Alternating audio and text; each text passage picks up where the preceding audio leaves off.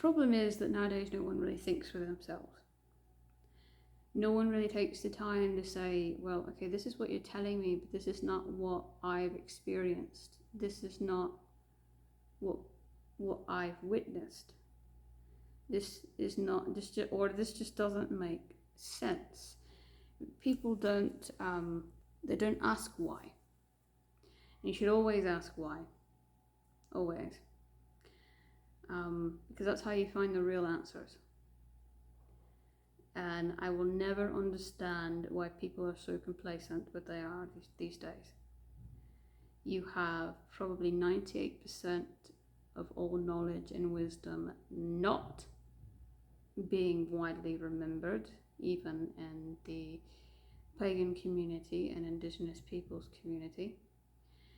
And then you've got that 2% and you are completely convinced that's all that there is. And a lot of that is not even, some of it is true, but a lot of it is not even the real truth. It's construed, it's twisted, it's warped by your own convenient mind, your own whatever you conveniently fathom that is easy for you, you know. Let me give an example. It's the best example I can think of, but it's not technically pagan, because even though pagan really is just a name for indigenous people in European sense, it's people over in the Americas don't call themselves pagan, they call themselves either indigenous peoples or Native American or something like that. They don't use the word pagan. And to their defense, you know, paganism and what they believe in does differ just ever so slightly. So they are two separate things. Anyway, the indigenous people to the United States, most of them, I'll say not all, but most of them, most of the tribes that I have run into, unfortunately, believe that the owl totem is a bringer of evil and bad luck and an omen, and you know, it's got, you know, this sort of deceiving intent. Owl is one of my main totems, so if anyone knows owl totem, it's me, and anyone like me that also has this totem as their main totem. The people that keep saying that owl totem is evil and to stay away from it haven't ever taken the time to truthfully observe this totem and interact with this totem. They're too afraid to even do that. They're too afraid to even explore that.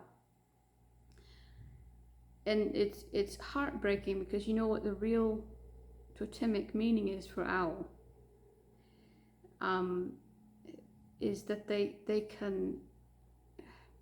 may come at times when there's a lot of negativity, a lot of unforeseen perhaps danger, but does that mean they brought that danger? No. Anytime I've seen owl around, it's because they are trying to ward off that negativity. They're trying to cleanse the negativity.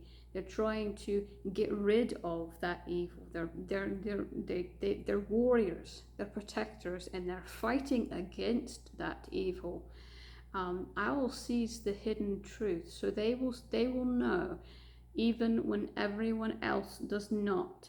They will know who is pure of heart and who is not. They also will be able to see what is going to happen in the future, and they'll be able to see, you know, basically everyone's intent.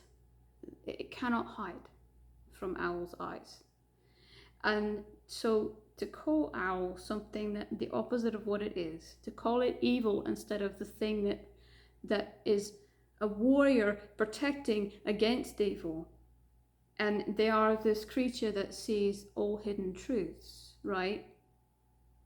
And so you can't even see the truth of the owl totem, and that is its entire purpose, is to see the truth and you've not given it the truth, you've given it a lie. And that's not the only one. Seems like we've got a pattern here. Nighthawks also. Any bird that seems to travel at night instead of the day. Birds are typically day energy, but not owl. Owl's night energy. And basically it's light and dark, what I have different terminology for things. It's light and dark, day and night. And I will use these terminology interchangeably, forewarned. It does not mean good or evil. It means literally day and night. You're either made up of, you think of the universe, there is the center star, right? That's what everything revolves around. That is a ball of light, okay? You're either made of that kind of energy, or you're made of the blackness and the darkness and the vortex space that exists beyond it, and in between all the planets and things. So that energy is associated with night, and the ball of light, of course, is associated with the sun, day. Okay. You also can have a bit of both in you. Humans usually are mostly of light energy or a mixture, but usually light energy.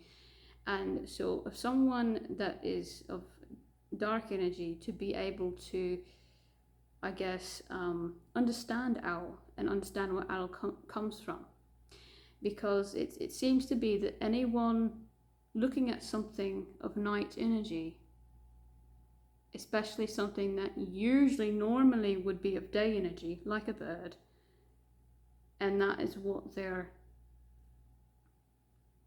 just automatically assuming that this thing that should be of day energy travels in the night, therefore it must be evil. You know, it looks a little odd. I'll tell for sure the Abrahamic Christian type religions, anything that's not cute and fluffy they think's evil. Snakes, bats, rats, spiders, let's see, is there another one? There's got to be another one. Goats. That's a big one, really big one. I could go on and on about all the ones that they think are evil because they're a little odd, a little different, you know. And there is this pattern, right? Just in totems alone, there's that pattern. But yet, when we talk about a light energy thing, you get that totem right. For example, cardinals, they are very selfish, have way too much self-worth, extremely arrogant, but they do serve a purpose. Their purpose is to come to you when you yourself are not taking care of yourself properly, when you're not standing up for yourself, when you're letting pretty much everyone, everything around you control you and doormat you and walk all over you, you know, and it's there to remind you that you're worth standing up for you. So it does pose a service, right? But most of them are very arrogant and selfish, and still with that bad attitude, because it's of light energy, they don't think twice about it. I never met an owl that had a bad attitude. You know, I'm just saying, with someone who's got the owl as a main totem and then has animal telepathy on top of that, and then has wolf as their other main totem, you know, I'm not someone, and I've done this for 11 years, I'm not someone who's just pulling it out of their ass, okay? So all of you people who haven't tried to figure it out for yourself, if you think a totem is evil, you better think again. If any totem is evil, I've not seen it. Maybe an individual that goes against what their totemic meaning is, but I've not seen any totem be actually evil. And like I said, it goes for literally everything. Not just totems, but symbols, and the way you do rituals, and the way you do whatever it is. It just on and on and on. Songs. I mean, it could be literally anything. Literally anything. And it just, is broken.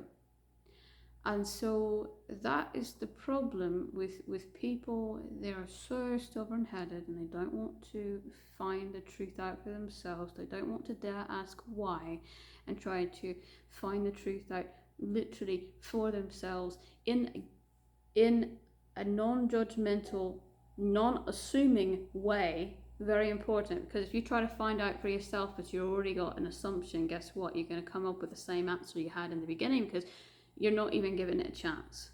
Okay, that's just how it is. Okay, so I can't force these people to wake up.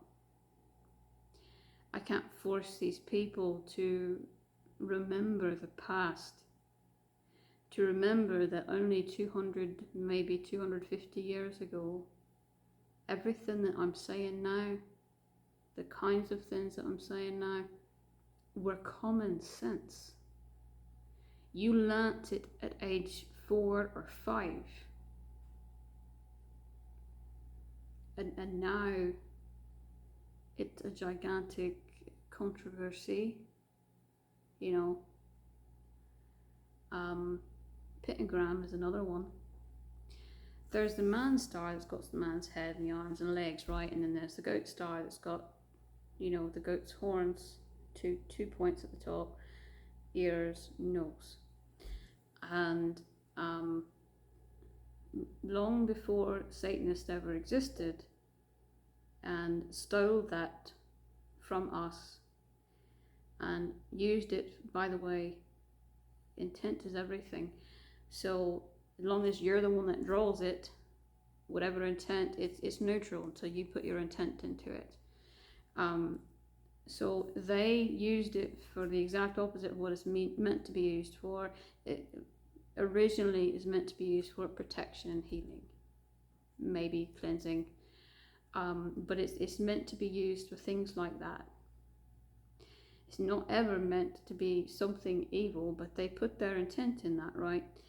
And so now you got a lot of modern pagans that are extremely superstitious of the goat star. If they're not, they think this is how stupid it is. This is just listen to yourself. If you don't think that it's you know, something superstitious, then you only use it for sex magic. I'm sorry. Do you hear yourself? Do you hear what you're saying? It's bad except for when you're doing sex magic. Do you hear how ridiculous that sounds? Do you? I mean, I understand if the guy had a point, okay, you can use it for that. But is for that to be the only thing that it's good for? Do you hear yourself? Do you hear how stupid you sound? I'm sorry, but to me it sounds very, very stupid. And yet that is what everyone, they either believe not use it at all or only for sex. Do you hear how stupid that sounds? Anyway, it's just that we've forgotten what they originally were meant to be used for. And there's too much superstition around things like symbols. If you're pagan, you don't have to use that symbol. It doesn't matter. That doesn't bother me. It's when you shun another living thing, like an owl totem, you know. It's when you shun that for the exact opposite of what it is. And maybe I can relate because I've a little too much, because that's happened to me a lot, where I've been accused of doing something bad when I was actually trying to help and do something good, you know. If you don't know, you haven't watched my other videos, I do suffer from some post-traumatic stress, and so that comes from child abuse. But it is a big pet peeve of mine, I'm not gonna lie. But with owl being a main totem of mine, I believe that you can trust that it's not just me sympathizing. I actually have worked with this totem every single day of my life for 11 years, okay?